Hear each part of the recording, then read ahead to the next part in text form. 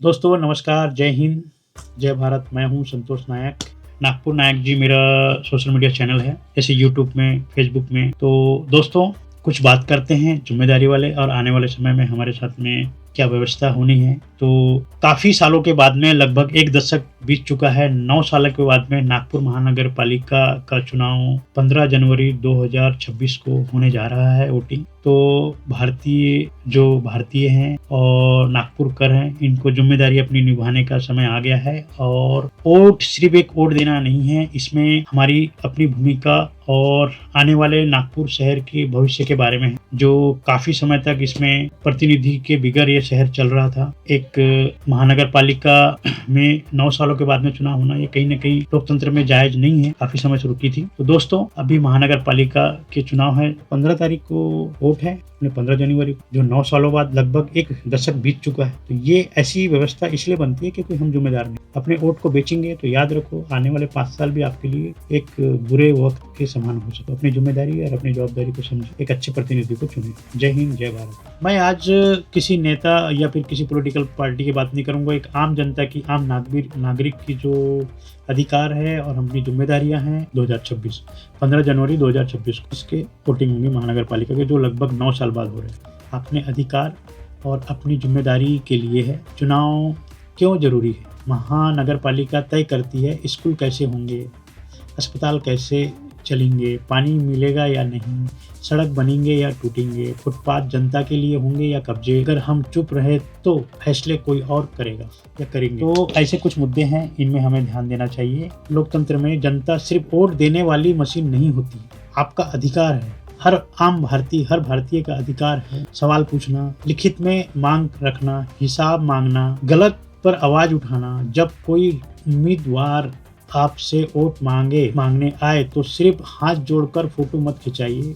पूछिए मेरे इलाके की सड़क कब बनेंगी, फुटपाथ से कब्जा कब हटेगा, फुटपाथ अच्छे कब बनेंगे जहां बूढ़े और लेडीज हैं, बच्चे आसानी से उसमें चल सके। सरकारी स्कूल कब सुधरेंगे, जनता के हिसाब से सही मात्रा में स्कूल कब बनेंगे जहाँ पे हमको प्राइवेट की तरफ जाने की जरूरत ही ना पड़े। तो ऐसे जिम्मेदार और ऐसे महत्वपूर्ण सवाल है जो हमें करने होंगे अपने प्रतिनिधि से। और उन्हें पंचवर्षीय योजना होती है, 5 साल तक वो एक हमारे वार्ड मेंबर बन के आ जाते हैं। ये सवाल आप वार्ड मेंबर से ही नहीं, आपके एमएलए, विधायक जो भी है, हमारे सांसद होते हैं, इन सब से हमको सवाल करना जरूरी है। जो भी जहाँ भी वोटिंग का सवाल आता है तो हमें पूछना चाहिए कि हम किसको वोट दे रहे हैं और क्यों वोट दे रहे हैं और वो वोट का महत्व क्या है। तो ऐसे सवाल जरूर करिए कि रोजमर्रा की जो जिंदगी में हम क्या उसको भी सही ढंग से निभा नहीं पा रही है प्रशासन, गवर्नमेंट, और आम जनता की जिम्मेदारियां क्या है, तो इनमें जरूर सवाल करिए। ये आत्म मंथन करना भी जरूरी है। हम कहते हैं सरकार खराब है, प्रशासन भ्रष्ट है, लेकिन जरा सोचिए फुटपाथ पर दुकान कौन लगाता है, घूस देकर काम कौन करवाता है, गलत पार्किंग कौन करता है। अगर हम खुद गलत करेंगे और खुद ही जल्दी काम कराने के लिए घूस देंगे तो ये व्यवस्था, करप्ट वाली व्यवस्था कैसे बन गई। जरा कभी आत्मा मंथन करके देखिए कि फुटपाथ में हम खुद कब्जा करेंगे हैं और कहीं भी कचरा, प्लास्टिक, सब कुछ हम खुद कर फैलाएंगे। तो ये सारी चीजें हमारी जिम्मेदारियां होती आम जनता की भी, पर हम लोग खुद उसको नहीं निभाते। हमें ट्रैफिक सिग्नल में हमें जब तक कोई रोकेगा नहीं तब तक रुकते नहीं। तो ये सिविक सेंस वाली भी हमारी गलती है। एक शिक्षित और समझदार इंसान होता है, वही ये सारी जिम्मेदारी निभाने की कोशिश करता है। पर हमारे देश में तो 80% के आसपास लोग जो है सिर्फ साक्षरता बोल सकते हैं लेकिन शिक्षित नहीं। तो समझो 100 में से 80 लोग तो कहीं ना कहीं गलत कर ही रहे हैं ना। इस वजह से हमारे यहाँ पे व्यवस्था पूरी गड़बड़ा के दिखती। तो इसे ठीक कौन करेंगे। छोटी छोटी बातों पर कोशिश करें, सिविक सेंस है, ऐसी चीजों को विकसित करें लोगों के प्रति, ताकि वो अपनी जिम्मेदारी निभा सके। जब हम अपनी जिम्मेदारी निभाएंगे और सही प्रतिनिधि चुन के आएंगे तो आपको बोलने की जरूरत नहीं पड़ेगी, चीजें ऑटोमेटिक ठीक होते जाएंगी। अपनी जिम्मेदारी तो दोस्तों हमें अपनी जिम्मेदारी के साथ में इन सवालों को कर रखना चाहिए और प्रतिनिधि से कोशिश करिए कि लिखित में जवाब वो पंचवर्षीय योजनाओं को समझाए और दे गारंटी के तौर में कि हम ये योजना कंप्लीट करेंगे और लोगों के प्रति व्यवहार और लोगों की जिम्मेदारी और लोगों के संकट में हम कैसे काम आएंगे, ये लिखित में जवाब लेना चाहिए प्रतिनिधि से। शिक्षा, रोजगार और सिविक सेंस। अच्छी शिक्षा होगी तो अच्छे नागरिक बनेंगे, रोजगार आएगा, इंडस्ट्री आएंगी, शहर आगे बढ़ेगा। एक शिक्षित इंसान जो है हमेशा जिम्मेदारी निभाने की हमेशा कोशिश करते हैं। वो टाइम पे टैक्स भरेगा, वो सार्वजनिक संपत्ति का नुकसान नहीं करेगा, रिश्वत नहीं देता है, नियमों का पालन करता है। यही सिविक सेंस होती है और यही एक शिक्षित इंसान की पहचान भी होती है। बात में हमेशा हम देखते हैं दुकान के लिए नहीं होती है, गाड़ी के लिए नहीं होती है। फुटपाथ जो है बुजुर्गों के लिए होती है, बच्चों के लिए होती है, महिलाओं के लिए होती है खास करके, ताकि वो आसानी से उसमें सुरक्षितली चल सके। पर हम क्या करते हैं, हम तो हमेशा कोशिश करते हैं कि वो चीज तो बस जहाँ मौका मिला वहाँ पे दुकानदारी। तो ये हमको जो अभी तक जो शिक्षा मिल रही है, जो अंग्रेजों ने हमको दे के गए हैं, इसमें हम कैसे भी कोशिश करते हैं कि हमको बस कैसे भी पैसे कमाना है और आगे बढ़ना है, ज्यादा से ज्यादा हमको पैसे कमाना है और बस सबसे हमको बड़ा दिखना है, और सारे संसाधन का उपयोग हम जितना से ज्यादा हड़प ले, जितना से ज्यादा हमको कब्जे में हम कर ले। ये हमारी मानसिकता है। बताओ, हम किसी के लिए छोड़ते नहीं है और बाद में हम खुद दोष देते हैं सरकार। तो हमें अपनी जिम्मेदारी निभाना चाहिए और हमें घूस देने से बचना चाहिए। हमें घूस देने वाले प्रतिनिधि को नहीं चुनना चाहिए। कचरा जहाँ डालना है वहीं पर डालना चाहिए। हमें साफ सफाई पर बिल्कुल ध्यान देना चाहिए। सही पानी कैसे आ रहा है, उस पर गलत आ रहा है तो उसमें आवाज उठाना चाहिए। अगर कोई रोड बन के दोबारा फिर तोड़ी जा रही है तो उसके बारे में पूछताछ करना चाहिए कि ये क्यों, जो टैक्स पेयरों को पैसे का क्यों फंड का दुरुपयोग किया जा रहा है। तो हम ये कर सकते हैं। सही स्वास्थ्य व्यवस्था होनी चाहिए, वहाँ पे डॉक्टर, वहाँ पे दवाई, सारी चीजें, और समान नागरिक हर किसी के लिए शिक्षा, स्वास्थ्य बिल्कुल एक समान होनी चाहिए। गवर्नमेंट जो अधिकारी हैं, गवर्नमेंट अधिकारी और पॉलिटिकल में जितने भी हैं, इन्हें तो इस चीज को भी ध्यान देना है हमको कि देश के प्रति कौन है और कौन नहीं है। और ये तभी जागरूक हो सकती है जब भी हमको सोचने समझने की क्षमता हमारी विकसित हो सकती है। हम सब जब सही शिक्षा लेंगे, हम साक्षरता के पीछे भाग, और ज्यादा से ज्यादा हम अपने को नौकरी हाईएस्ट लगे, अपेक्षाएं बहुत सारी पालती, लेकिन हमारे कार्यशैली उतनी अच्छी नहीं रहती। तो हमें अच्छा इंसान बनना है पहले। कहीं ना कहीं पैसे देकर मत दीजिए। अगर कोई मतदान करने के लिए आपको पैसा देता है तो लेना नहीं लेना आपका अधिकार है, लेकिन उसको मत दीजिए, क्योंकि पैसा अगर वो देगा तो कहीं ना कहीं वो आपके अधिकार के लिए लड़ेगा नहीं, वो सीधा अपने फायदे के लिए करेगा। क्योंकि पैसा दिया है तो वसूली भी करेगा वो। तो हम खुद बढ़ावा देते हैं, हमारा बोलने का अधिकार भी खो जाता है वहाँ पे। फिर हम सवाल भी नहीं कर सकते और हमारे शोषण होते रहेंगे। फिर कई जवाब उठेंगे, महंगाई हो गई, हमारे क्षेत्र में रोडें ढंग से नहीं बन रही है, गटर लाइन सही नहीं बन रहा है, पानी पीने की व्यवस्था नहीं है। पर हमने वोट किसको दिया? या तो हमने जाति देख के दिया, या फिर हमने कोई अपना परिचय देख के दिया, या फिर हमने उसमें पैसे लेके दिया, या फिर हम डर के दिए। तो इन सब चीजों को अगर हम देख के अगर वोट करेंगे तो आप फिर बाकी चीजें वहां पे अपनी जिम्मेदारी हम खुद खो देते हैं। तो पैसे देकर मतदान मत दीजिए, जाति देखकर भी मत दीजिए, नफरत देखकर भी मत दीजिए। वोट दीजिए जो शिक्षित शिक्षा की बात करे, जो स्वास्थ्य की बात करे, जो ईमानदारी की बात करे, पारदर्शिता की बात करे, व्यवस्था। 15 जनवरी 2026 को सिर्फ चुनाव नहीं है, यह है हमारे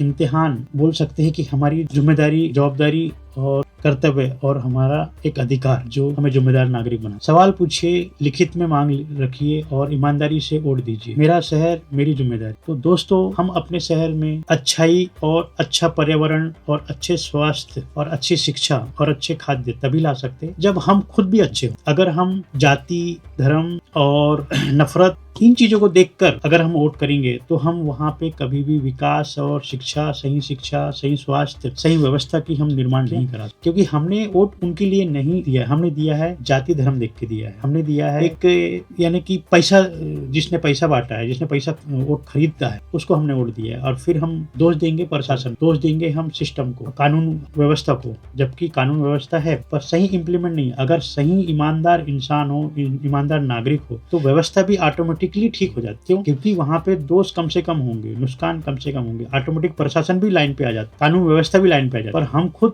बिके हुए हैं, समझो। हम खुद, यानी कि अगर वोट देखकर और चेहरा देखकर और जातिवाद देखकर अगर वोट करेंगे तो मैं बोलता हूँ हमारा और आने वाले 5 साल कुछ नहीं। तो अपने वोट का अधिकार को जिम्मेदारी से निभाइए। अपने वोट के अधिकार को उसी को दीजिए जो शिक्षित है और जो सही शिक्षा की बात करेगा, सही व्यवस्था की बात करेगा, आम नागरिक की बात करेगा, और सबसे पहले अपना देश की बात करेगा। जिसके मन में भारत है, जिसके मन में हिंदुस्तान है, जिसके मन में इंडिया है, ये तीनों नाम हमारे भारत की है, वही ये भारत का नागरिक है और यही उससे भारत से लगाव है, वही इंसान असली भारतीय है, जिन्हें ये संविधान में भरोसा है। सबसे पहले देश है, तभी हम अपनी व्यवस्था। जाति ये मेरा निजी मामला है, सब हर भारतीय का अपने घर तक के सीमित रखिए। घर के बाहर में हम सब एक भारतीय बने, तभी हम ये नफरत को और जातिवाद को दूर कर सकते हैं और एक अच्छा भारत का निर्माण कर। और अपने प्रतिनिधि जो उम्मीदवार खड़े होते हैं, 900 से भी ज्यादा उम्मीदवार खड़े हुए इस बार महानगर पालिका के चुनाव में, जो 9 साल बाद ही हो रहा है। तो काफ़ी लंबे समय में ये ओबीसी कई आरक्षण के कई आंदोलन का ये पॉलिटिकली भेंट चढ़ा दिया गया, जो अभी तक के हमारे महानगर पालिका में हमारे जनप्रतिनिधि नहीं थे और ऐसे ही चल रहा था। तो कहीं ना कहीं जवाबदेही और जिम्मेदारी नहीं थी। तो ये जिम्मेदारी जो बन रही है इसको कृपया अच्छे से निभाएं और शिक्षित और समझदार इंसान को वोट दें, जो ये शहर का, हम नागपुर करो का, और जहाँ शिक्षा स्वास्थ्य समान हो, एक जैसा हो, और अपने देश में एक बात रख सके कि लोगों को 8वीं से 12वीं तक के क्लास में कानून की पढ़ाई जरूर होनी चाहिए, जिसमें सिविल कानून है, जिसमें लोगों के मौलिक अधिकार के बारे में जरूर पढ़ाए, जिससे हम अच्छे नागरिक बन सकते हैं, जिम्मेदार नागरिक बन सकते हैं, और हम ना गुनाह करेंगे ना गुनाह होने देंगे उससे, क्योंकि हमें कानून के बारे में पता हो। तो इससे क्या होगा कि गलत नेता जो सिर्फ स्वार्थ यहाँ से पैसे कमाकर फॉरेन में जाके बस जाते हैं या पैसे कमाकर सिर्फ शोषण करते हैं, तो वो लोग से बच सकते हैं। ऐसे लोगों को हम दूर रख सकते हैं राजनीतिक से, क्योंकि राजनेता ही है हमारी विचारधारा, हमारा सिस्टम हर नागरिक के अधिकार के लिए लड़ता है और कानून भी वही बनाते हैं। तो आज ये महानगर पालिका का बनेगा, कल वो फिर एमएलए बन जाएगा, फिर सांसद बन जाएगा, फिर ऐसा करते करते वो आगे जाके जब वो केंद्र में बैठेगा तो वो एक दिन हमारा इतिहास लिखता है। कहीं ना कहीं एक दशक चले गया है जो बिना जनप्रतिनिधि के महानगर पालिका चली है। तो हमें इस बात को ध्यान रखना चाहिए और जिम्मेदारी से जाकर वोट ज्यादा से ज्यादा वोट करना चाहिए। और 15 जनवरी नागपुर कर महानगर पालिका के अंतर्गत जितने भी आते हैं उनको अपनी अपनी भूमिका निभानी चाहिए, जाके ज्यादा से ज्यादा वोट करना चाहिए। और यही है जो साल में आपको 5 साल में एक बार मौका मिलता है सही नेता चुनने के लिए, जिससे आप आगे आवाज दे सकते हो, अपनी तकलीफों परेशानी को बता सकते हो जिम्मेदारी से। और ऐसे प्रतिनिधि से चुनिए जो मौलिक और भारतीय व्यवस्था में सिस्टम में विश्वास रखे। ऐसे लोगों को ही चुन के लाइए जो हर नागरिक के प्रति जिम्मेदार भी हो, जिससे हमारे अधिकार सुरक्षित रहेंगे। तो दोस्तों, ज्यादा से ज्यादा वोट करिए 15 जनवरी को, जो हमारे नागपुर महानगर पालिका के चुनाव हैं, और अपने अच्छे नेता, समझदार नेता को चुन के लाइए, ताकि हम राजनीति अच्छी कर सके। जहाँ आज भेदभाव और जातिवाद और अपने अपने क्षेत्रवाद के सिमट के रह गया है। मीडिया और जो पॉलिटिशियन एक बिजनेस बन चुका है, इसे आम जनता ही ठीक कर सकती है। हम बिना पैसा लिए ईमानदार प्रतिनिधि को हम लेकर आएंगे सामने, तभी हम इसमें बदलाव ला सकते हैं। हम खुद इसमें जिम्मेदार रहेंगे। आज हमारे शहर में रोड तो बन रहा है, फुटपाथ का कोई ठिकाना नहीं है। रोड की बार रोड खुदने लगते हैं, टूटने लगती है, टैक्स पेयर का पैसा नुकसान हो रहा है। फिर बाद में जब जरूरत पड़ती है तो वो वही पैसा की फंड की कमी होने लगती है। फ्री बांटने की व्यवस्था से बाहर आए, तभी हमारे देश में सही डेवलपमेंट हो सकता है। तो ऐसी छोटी छोटी चीज पर ध्यान रखें और अच्छे प्रतिनिधि को चुनें और ज्यादा से ज्यादा वोटिंग करें, तभी हम एक अच्छा शहर का निर्माण कर सकते हैं। शहर से राज्य का निर्माण हो, राज्य से देश का निर्माण हो। तो जय हिंद दोस्तों, नमस्कार। मिलते हैं अच्छे वीडियो के साथ में नेक्स्ट। जय हिंद।